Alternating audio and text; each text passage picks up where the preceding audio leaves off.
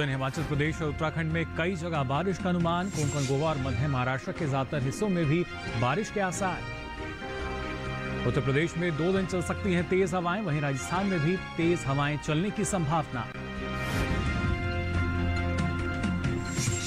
और राजस्थान में बाजरे और ज्वार की करने बुआई, गुजरात में धान और गन्ने की करें रोपाई।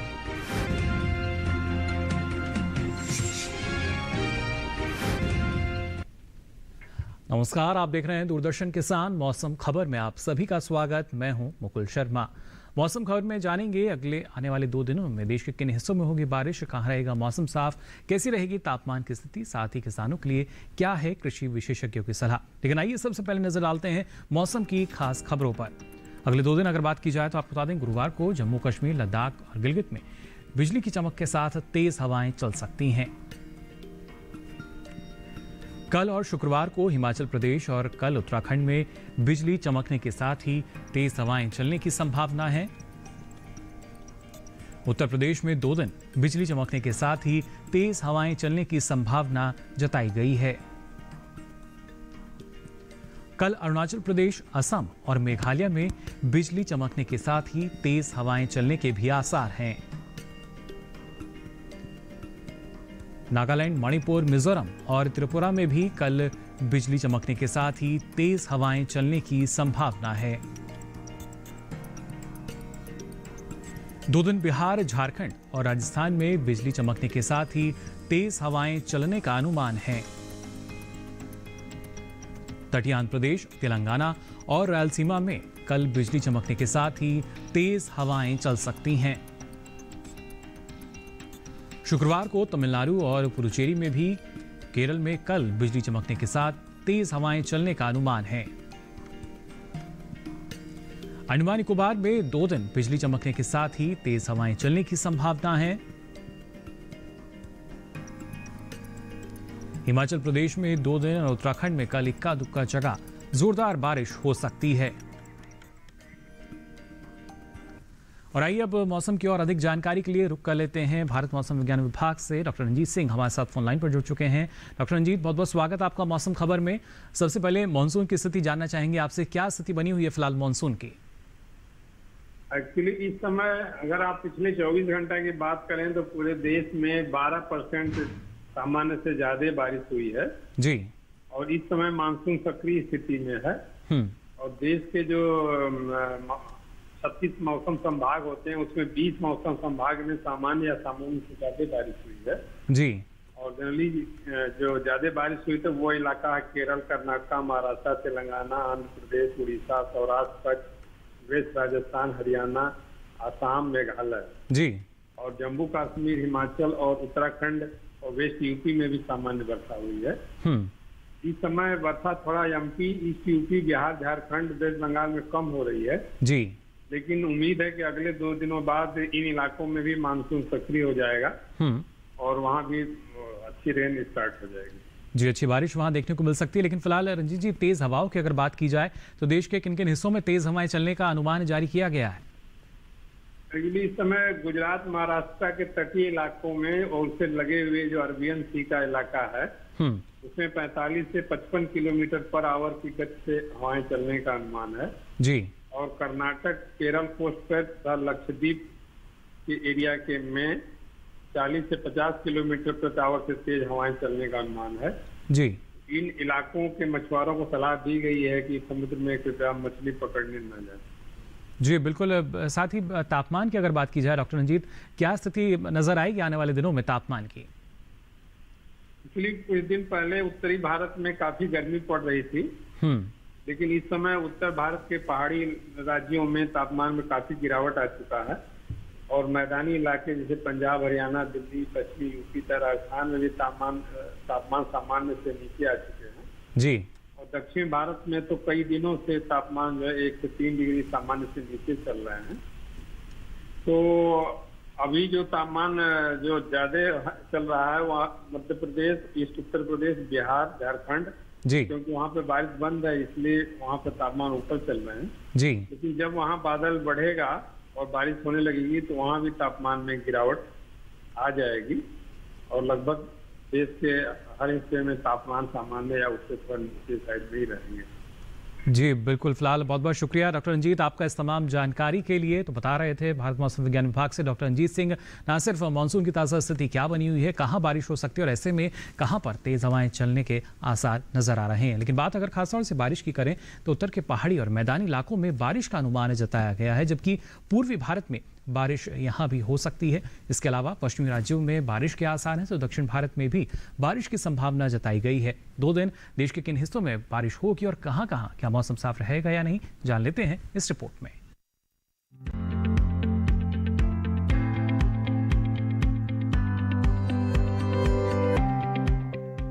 मौसम विभाग के अनुसार गुरुवार और शुक्रवार को जम्मू कश्मीर और लद्दाख में कुछ जगह बारिश होगी।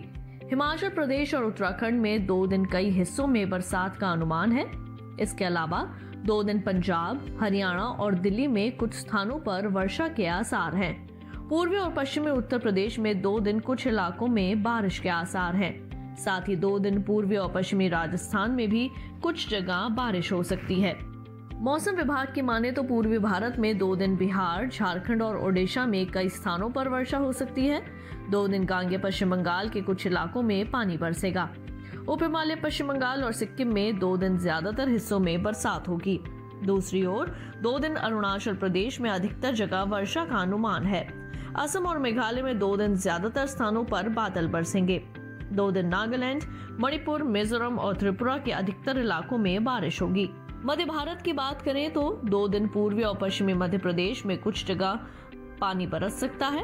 छत्तीसगढ़ और विदर्भ में भी 2 दिन कई स्थानों पर वर्षा हो सकती है। पश्चिम भारत में 2 दिन गुजरात और सौराष्ट्र कच्छ के कई इलाकों में बरसात होगी। कोंकण, गोवा, मध्य महाराष्ट्र और मराठवाड़ा में 2 दिन अधिकतर हिस्सों में वर्षा संभव है। अंत में बात करते हैं दक्षिण भारत की। 2 दिन तटीय आंध्र प्रदेश, तेलंगाना और रायलसीमा के कई इलाकों में पानी बरसेगा।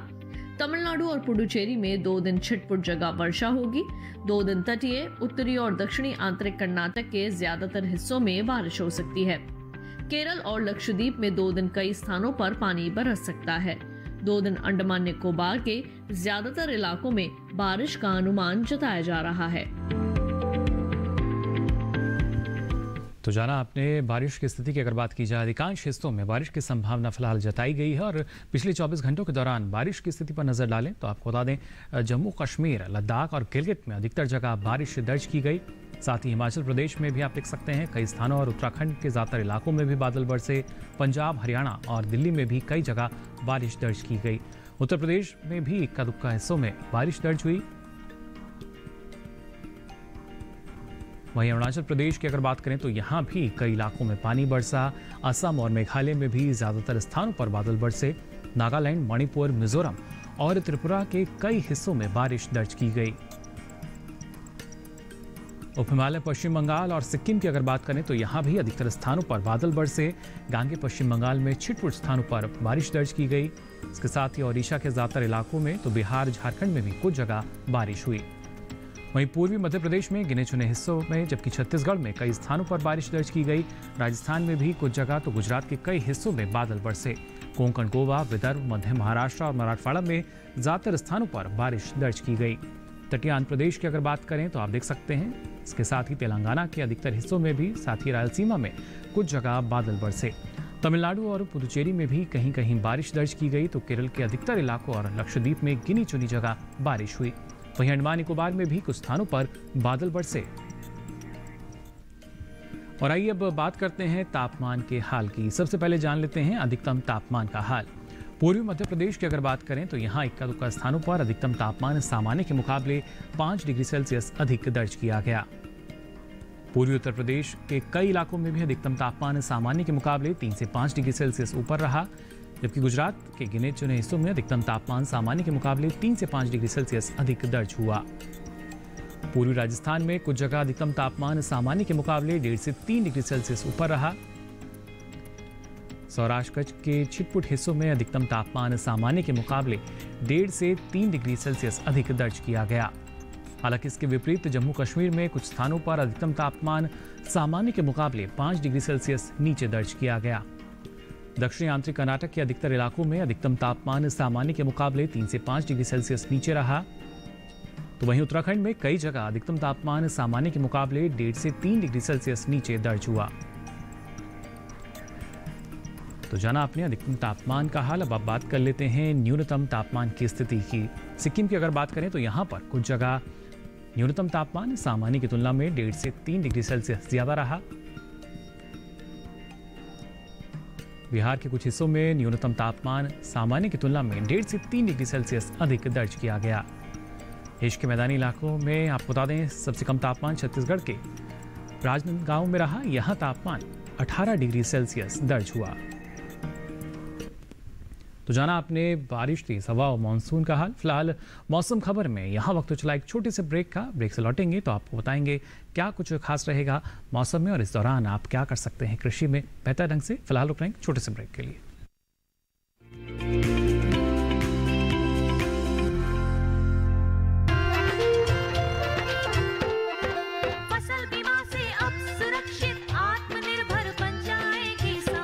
माटी से है उठी पुकार, अब तकदीरें बदलेंगी। रुकेंगे न हौसले कल के अविश्वास से, अब तय किया है हमने। नया दौर खुशहाली का ले आएंगे इस जग में। बुलंद हौसलों की मिट्टी के संग कठिनाइयों से न डरे अब ये मन, दिख रहा है नया भरोसा। हर खेत रोशन हो मेरा। AIC के संग मौसम की मार अब नहीं करेगी तंग, नुकसान की होगी पूरी भरपाई। AIC किसान का हमराही। Agriculture insurance company of India limited, संपन्न भारत की पहचान, बीमित फसल खुशहाल किसान।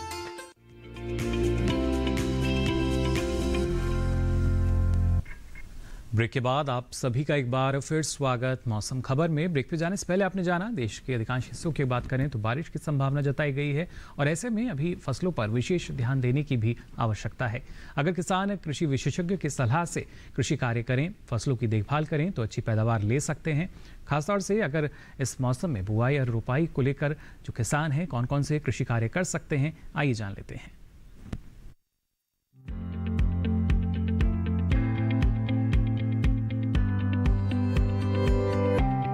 राजस्थान में बाजरे और ज्वार की बुवाई करे किसान मूंग की बुआई कर सकते हैं। मूंग के खेत में जरूरी उर्वरक का इस्तेमाल करें। यहाँ तिल की बुआई के लिए समय उचित है। साथ ही बीन्स की बुवाई कर लें। यहाँ कपास के खेत में सिंचाई करते रहें। कपास के खेत से खरपतवार निकालने का भी काम करें। कपास में निराई भी कर सकते हैं। इसके साथ ही गन्ने के खेत में सिंचाई करें। किन्नू के बागों में सिंचाई करते रहें। अभी धान के खेत में सिंचाई कर ले।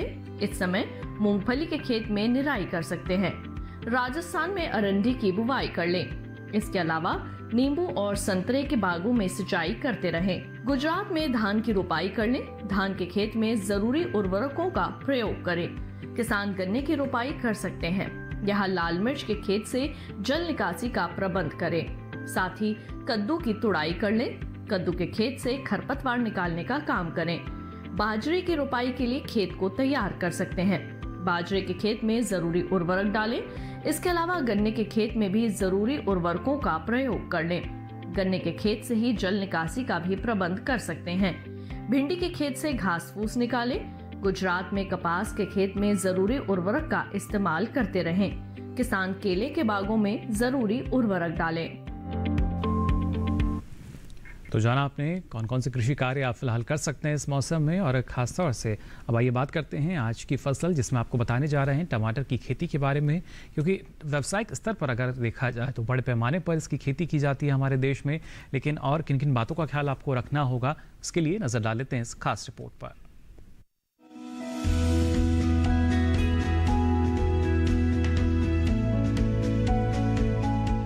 टमाटर के लिए जीवांश वाली बलुई दोमट और दोमट मिट्टी इसके लिए ज्यादा उपयुक्त होती है। 1 हेक्टेयर बुआई के लिए सामान्य किस्म का 400 से 500 ग्राम बीज चाहिए, जबकि संकर किस्म का 150 से 200 ग्राम बीज ही पर्याप्त होगा। जिन किसानों की पौध तैयार हो गई है वो अब इसकी रुपाई कर ले। रुपाई के लिए खेत को अच्छी तरह जोतकर मिट्टी को भुरभुरा बना ले और क्यारियां तैयार कर ले। हर क्यारी 0.75 मीटर चौड़ी और जरूरत के हिसाब से 5 से 10 मीटर लंबी हो सकती है।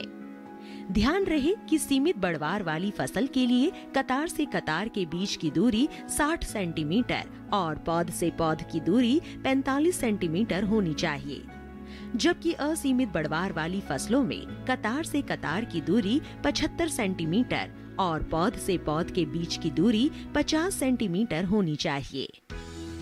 रुपाई दोपहर बाद करना ज्यादा बेहतर रहेगा। रुपाई के तुरंत बाद जरूरत हो तो हल्की सिंचाई कर दे। बाद में जब भी आवश्यक हो तो पानी देते रहे। खरपतवार नियंत्रण के लिए समय समय पर निराई गुड़ाई करते रहे। टमाटर में कई तरह की बीमारियां भी लग सकती है। झुलसा रोग में पुरानी पत्तियां पीली हो जाती है। टमाटर की फसल में विषाणु से फैलने वाला मौजिक रोग भी खतरनाक है। इसमें पत्तियां सिकुड़ जाती हैं और पौधों की बढ़वार रुक जाती है। रोकथाम के लिए सिकुड़ी पत्तियों को उखाड़कर जला दे। टमाटर में पत्ती, तना और फल भेदक कीट लगते हैं। इससे ग्रसित पत्तियां गिर जाती हैं। रोकथाम के लिए विशेषज्ञों की सलाह पर उचित दवाओं का छिड़काव करें। और आइए अब आपको बताते हैं मौसम के लिहाज से और किन बातों का ख्याल आपको रखना होगा। खासतौर से कोंकण गोवा की अगर बात करें तो यहाँ किसान बाजरे की रोपाई अभी कर सकते हैं। बाजरे के खेत से जल निकासी का प्रबंध जरूर करें। मध्य महाराष्ट्र में सोयाबीन की बुआई किसान अभी कर सकते हैं। सोयाबीन के खेत में पर्याप्त नमी बनाए रखें। मध्य महाराष्ट्र में किसान अरहर की बुआई कर लें। अरहर के खेत में पर्याप्त नमी बनाए रखें। मध्य महाराष्ट्र में किसान मूंग के खेत में इस वक्त निराई कर सकते हैं। साथ ही उड़द के खेत में भी किसान निराई कर सकते हैं। मध्य महाराष्ट्र में किसान धान की रोपाई कर लें। इसी के साथ ही मौसम खबर में यहाँ वक्त हो चला एक और छोटे से ब्रेक का। ब्रेक से लौटेंगे तो आपको बताएंगे क्या कुछ खास रहेगा मौसम और कृषि में। आप बने रहिए दूरदर्शन किसान पर।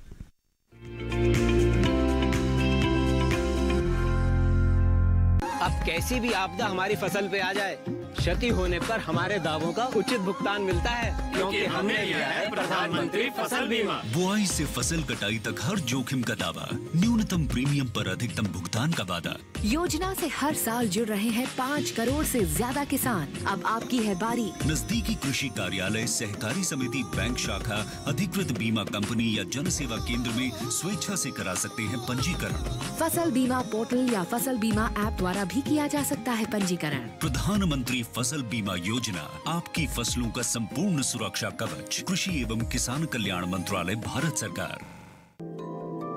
पर्यावरण भारत की चिति, देश का स्वभाव।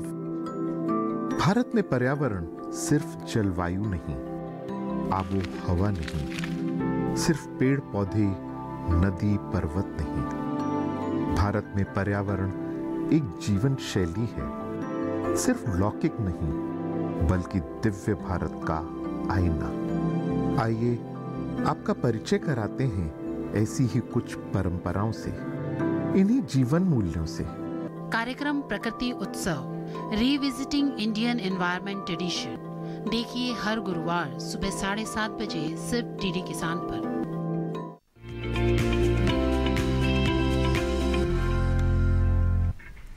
ब्रेक के बाद आप सभी का एक बार फिर स्वागत मौसम खबर में। भाई आपको बताते हैं मौसम के लिहाज से मराठवाड़ा की अगर बात करें तो यहाँ पर किसान सोयाबीन की बुआई अभी कर सकते हैं।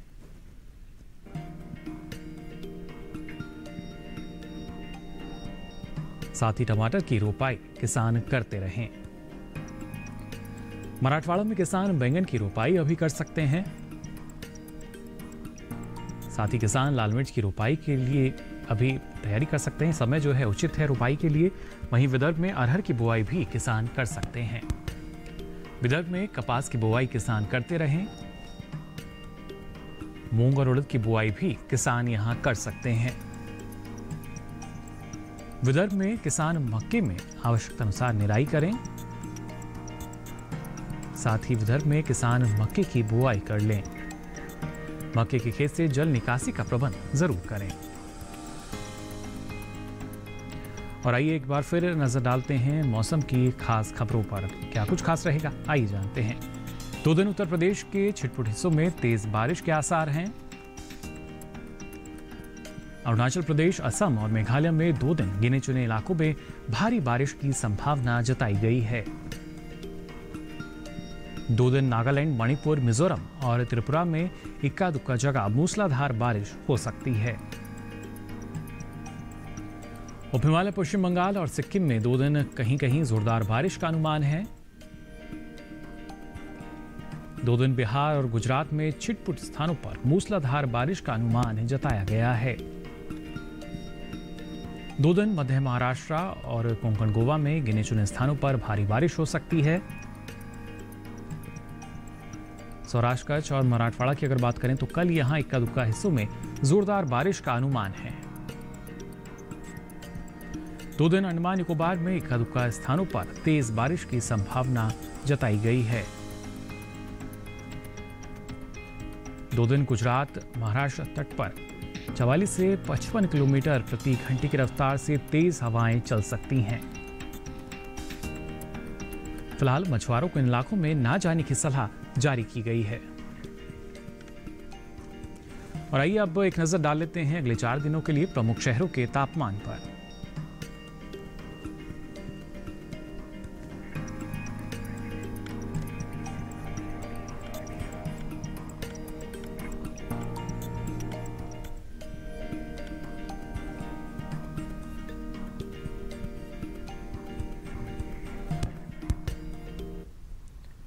और आइए बात करते हैं इलेक्ट्रॉनिक एवं सूचना प्रौद्योगिकी मंत्रालय द्वारा नागरिकों की सुविधा के लिए तैयार की गई उमंग ऐप के बारे में। इस ऐप के जरिए भारत के नागरिकों को स्वास्थ्य, अर्थव्यवस्था, शिक्षा, मकान, कृषि, यातायात और यहां तक कि रोजगार से जुड़ी सुविधाएं प्रदान की जा रही है। इसका लाभ कहीं भी किसी भी समय मोबाइल, कंप्यूटर और लैपटॉप से ले सकते हैं। साथ ही संबंधित विभागों और लंबी कतारों में खड़े होने की जरूरत भी नहीं। उमंग ऐप में ऑनलाइन पेमेंट की सुविधा भी है। आपको बता दें, आप मौसम की सारी जानकारी डीडी किसान के YouTube चैनल पर भी ले सकते हैं। इसके लिए आपकी टीवी स्क्रीन पर जो QR कोड दिखाया जा रहा है, इसको आप स्कैन कर सकते हैं और फिर कभी भी कहीं भी मौसम की जानकारी आप मौसम खबर के जरिए ले सकेंगे। तो फिलहाल के लिए इस बुलेटिन में बस इतना ही। मौसम की ताज़ा जानकारी और कृषि सलाह के साथ फिर होंगे हाजिर। तब तक के लिए दीजिए इजाजत। नमस्कार।